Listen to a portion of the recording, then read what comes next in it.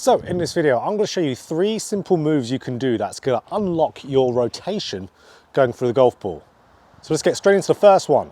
Flare out your feet. So I see far too many golfers out there set up to the golf ball just like this.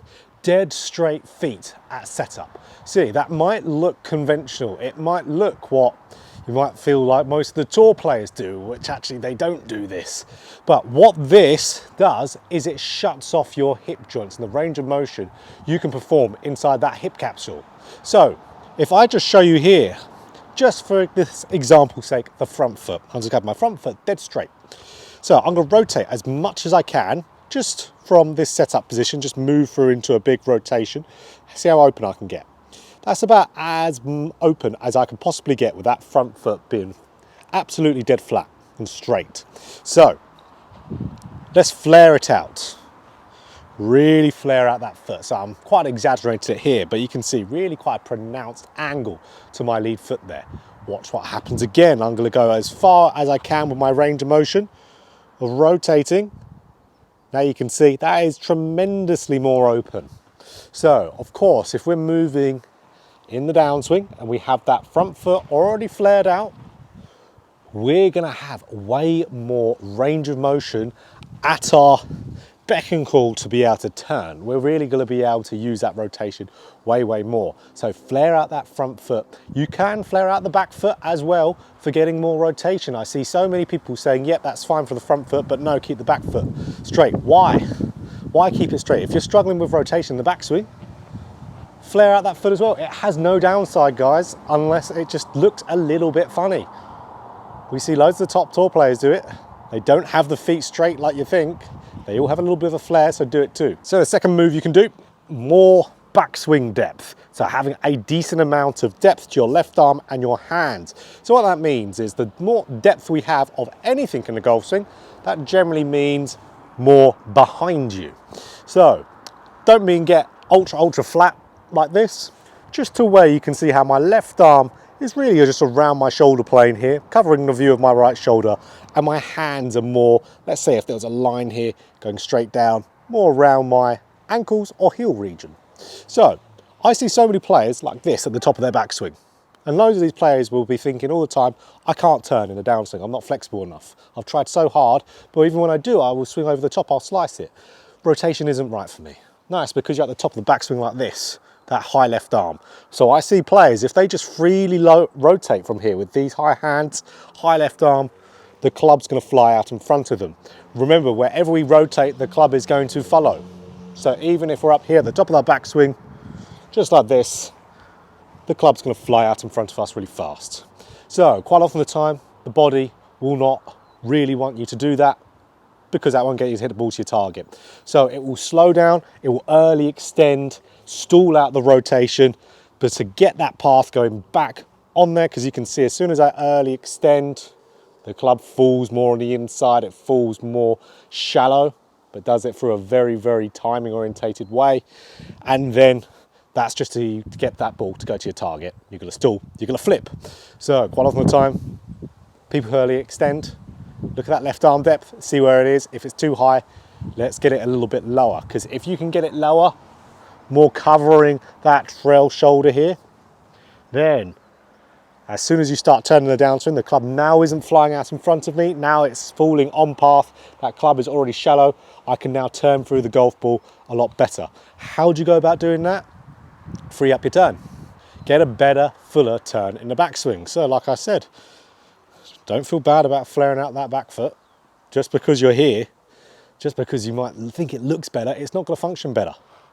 Having that back foot flared out a little bit, it's going to give you more rotation in that backswing, and that's going to give you more depth to your left arm at the top. It's going to free up that rotation. Get that big full turn, hands follow the rotation.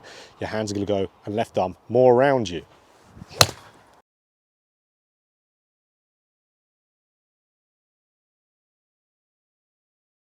So the third move here, really important one. And to describe this, we need this, an alignment stick. So this is talking about hip tilt, and especially hip tilt in the downswing. So this is something that a lot of golfers have absolutely no idea, but it is probably one of the biggest roles in rotation, especially with the quality of it, of your hips. I'll see so many golfers get up to the top of their swing. Let's say they've got that good left arm depth that we just talked about because they've turned really nicely, but then they start to do this in the downswing.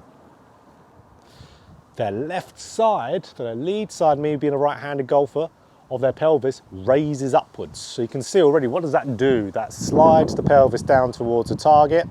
And it also tilts the upper body backwards. If I'm here, there's no chance I'm going to successfully rotate. Because if I do, I'm going to ground the club out mega early.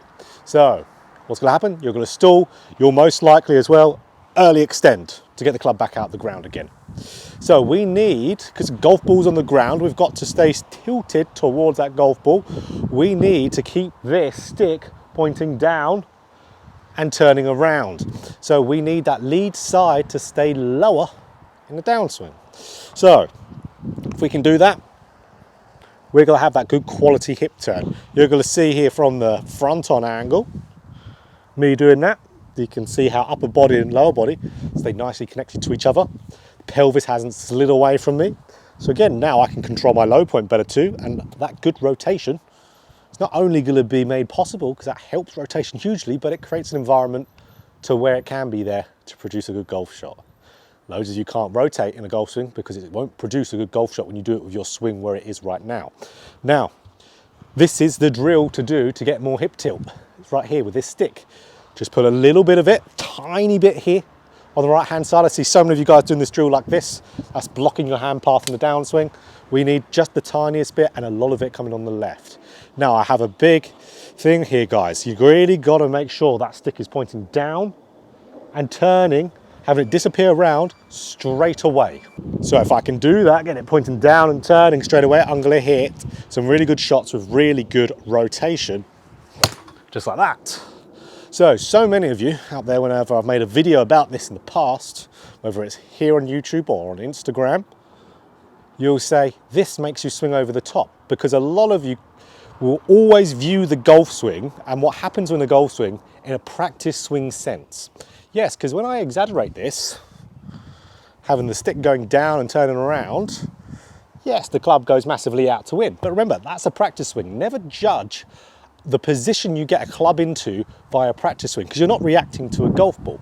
We're not going to have the downward portion of the hand path when there's no golf ball there that we're hitting, where all the hands are always just going to go dead straight in front. It doesn't matter really what I do, the hands will always go out in front of me if I'm not trying to pull them down in a practice swing, because I'm not hitting a golf ball. That golf ball, you trying to hit that ball on the ground, will have the downward portion of the hand path. Now the hands don't just go dead straight down, they go down and out when you're keeping your tilt. But remember, don't just make an assumption of something on the golf swing via someone's exaggeration or you doing a practice swing.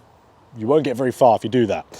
So we always want to make sure as well, because we're getting this pointing down and going around, that's separating the lower body and the mid torso from the upper body, keeping everything in good sequence. If you've got good depth, get this going down and around being the first move. Having those flare the feet, you won't only rotate more, you'll rotate and keep the club on good path as well. So let's do it.